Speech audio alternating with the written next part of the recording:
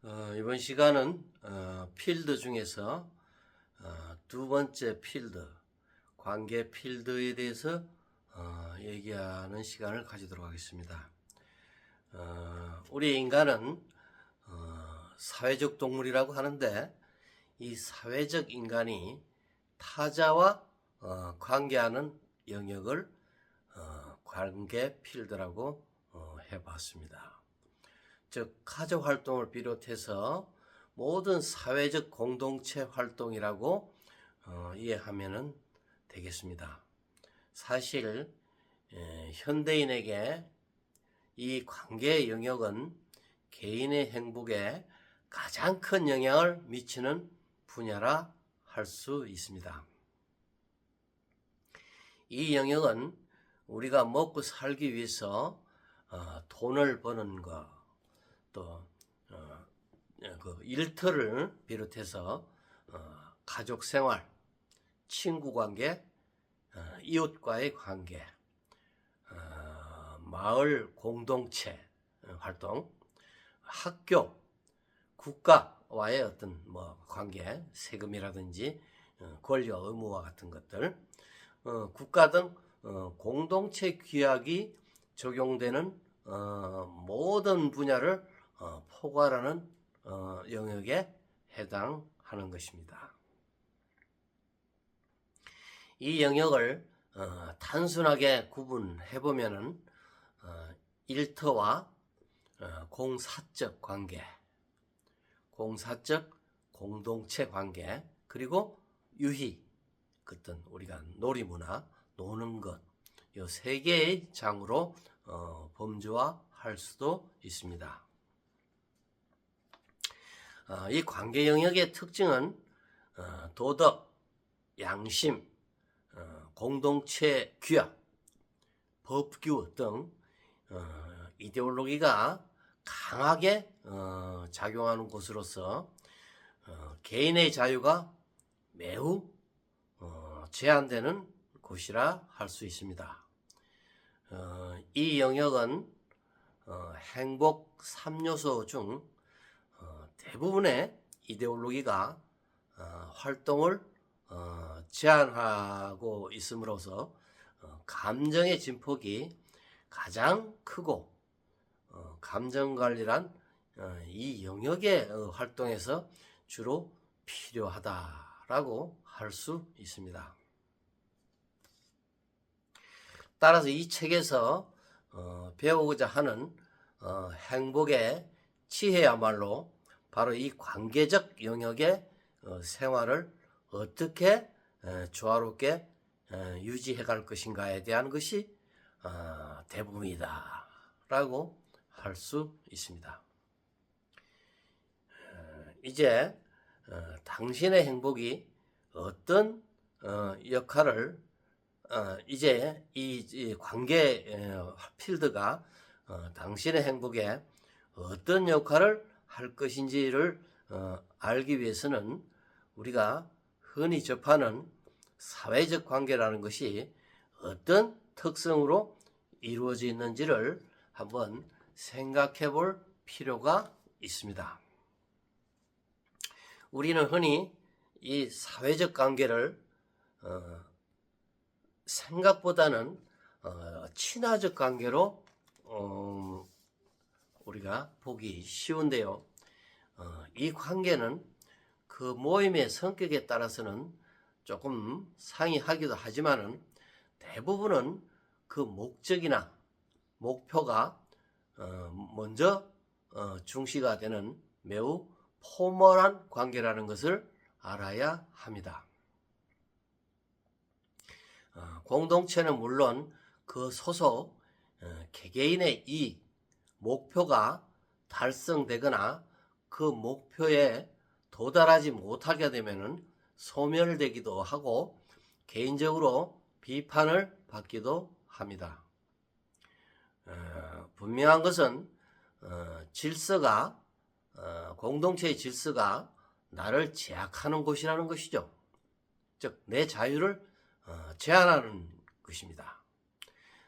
인생은 혼자 가야 한다든지 친구가 필요 없다, 나이 들수록 친구를 멀리하라 하는 등의 단편적 조언들은 이 관계 필드가 미치는 단점을 지적하고 있는 것입니다. 내 자유를 제한하는 곳이라는 것이죠. 하이데거는 존재와 시간이라는 책에서 관계적 영역의 모습을 적나라하게 구체적으로 적시하고 있습니다. 그 보편적 분위기를 사로잡힘, 예의, 좋지 않은 기분, 흑백 논리, 불안의 모습이라고 하고 있습니다. 그는 대인관계란 협상, 사교, 경쟁, 응대, 교화의 형태를 띠는데 이런 모습에서 즐거운 감정을 가지기는 여간 쉬운 일은 아닐 것입니다. 그는 관계적 영역을 배려와 심려의 관계로 상대방을 마음 깊이 존중하는 의미보다는 매우 포멀한 사회적 격식과 의례를 갖춘 관계로 배려는 어떤 관계를 맺고 어떤 것을 만들고 어떤 것을 처리하고 돌보며 어떤 것을 사용하고 어떤 것을 포기하고 상실하며 시도하고 성취하며 탐지하는 활동이라고 하고 있습니다. 이러한 상황은 서로 협력하기도 하지만은 반목하고 무시하며 그냥 지나치기도 하고 서로 모른 채도 해야 하는 방식일 수밖에 없는 것이죠. 따라서 이 영역은 형식적이며 외면적인 관계로서 신중한 거리를 두고 불신하기도 하고 서로 비교하며 경쟁하여 상호간에 고립된 상태가 될 수밖에 없다고 할 수 있겠습니다. 이런 특징은 발전된 사회, 문명화가 진보하면 할수록 강해질 것입니다. 이 장은 이 관계의 장은 상대편과의 비교의식이 강하게 지배되는 장으로서 평균치에 벗어난 사람들을 칭찬보다는 경계하고 시기하는 경향이 강한 게 문제입니다. 이와 같이 이 장은 개인의 행복 측면에서 갈등과 모순이 일반적인 영역이다. 따라서 행복 지혜가 매우 필요하다고 볼 수 있습니다. 이 일터를 살펴보면 우리가 가장 많은 시간을 보내고 있는데도 현실적으로 가장 스트레스가 있는 곳이기도 하죠. 우리는 일을 통한 지위 상승만이 행복이라는 이데올로기가 강하고 그럼으로써 사회가 설정한 일정 수준을 비교하면서 여기에 못 미칠 것이라는 압박감, 두려움이 상존하고 있는 것입니다. 관계 영역은 개인의 주체성을 쉽게 대중에 넘겨주기 쉬워서 우리는 주체성을 버리고 타인의 시선을 나의 자화상으로 이데올로기화하여 모방적 사회가 되어 부정적 감정이 감싸고 있는 곳이기도 합니다. 이 영역 중에서 국가라는 공적 영역에 대해서도 알아봐야 되는데요. 행복이 국가와 무슨 관계냐고 하실 수도 있으나 우리의 삶은 국가와 밀접한 관계를 맺고 있으며 그로 인한 불행은 얼마든지 야기될 수 있음을 알아야 합니다.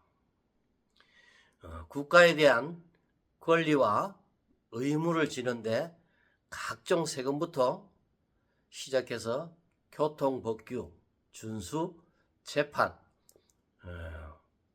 활동, 법규, 개인이 활동하는 데 있어서 적용되는 법규, 주택 신축, 유지 등에 대한 규제, 병역 의무 등 각종 활동에 국가의 관여는 점점 더 우리의 자유를 제한하고 있는 것입니다. 지금 국회는 미래의 백년대계에 대한 논의는 안중에도 없이 자신들의 이권을 위하여 말단 사안으로 말도 안 되는 쌈박질에 몰두하고 있습니다. 운전 법규 중 운전자 개인의 책임을 무시한 채 공동의 이익을 위한 것이라는 명분을 앞세워서 과도한 속도 제한 규정을 만들어 국민을 괴롭히고 있습니다. 이런 것도 개인의 입장에서는 자유를 제한하는 고통의 원인이 됩니다.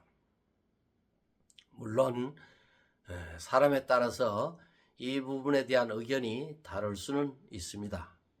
특히 지난 정권이 부동산 상승을 잡겠다고 무려 25차례나 법을 개폐한 것은 역사상 유례가 없는 허접한 일로서 그 관련자들을 스트레스화하는 것입니다.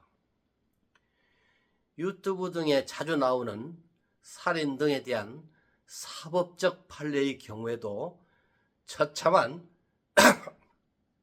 살인죄에 징역 15년이 수두룩하게 나오는 등 그 피해 당사자의 가족 입장에서는 2차적 살인과도 같은 고통을 받을 것이 명백한데, 이런 것이 바로 국가가 개인에게 주는 불행인 것입니다. 이런 경우 국가를 한탄한다고 고통을 없앨 수는 없으니 스스로 감정관리를 하는 등 지혜를 통한 감정 통제를 해야 하는 것입니다. 죄를 짓거나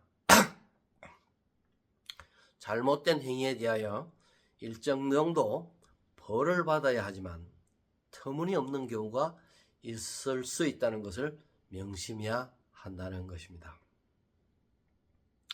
즉, 국가 이데올로기는 한 개인에게 행복의 가해자가 될 수 있음을 알아야 합니다.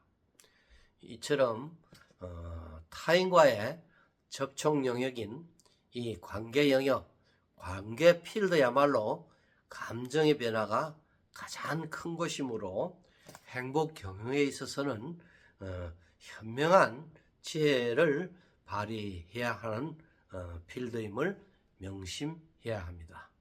감사합니다.